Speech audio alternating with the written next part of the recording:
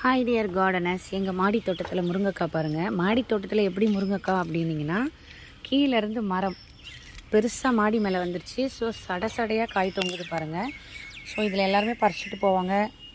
நானும் எங்கள் வீட்டுக்கு பறிச்சுக்குவேன், நிறைய எல்லாருக்கும் கொடுப்போம். அப்படியும் இதில் வந்து நிறைய காய்கள்ங்க அப்படியே தலையில் குத்துதுங்க. எல்லா காயும் வந்து தலையில் இடிக்கும். அந்த மாதிரி ஒரு மரம் அது. சரியான ஹெவி ப்ளூமர் அண்டு அந்த மாதிரி ஒரு மரம் அது. கொத்து கொத்தாக பூ வச்சு கொத்து கொத்தாக காய் வைக்கிங்க பாருங்கள். முருங்கைப்பூ பாருங்கள். இதை போட்டு நாங்கள் கூட்டு கூட வைப்போம். ரொம்ப நல்லாயிருக்கும், கோஸ் கூட்டு மாதிரி. இது ரொம்ப நியூட்ரிஷியஸ். இது உடம்புக்கு நிறைய அயன் எல்லாமே இருக்கும். டயூரிட்டிக், நீர் வடிகிறதுக்கு ரொம்ப நல்லது. முடக்குவாதத்துக்கு ரொம்ப ரொம்ப நல்லதுங்க.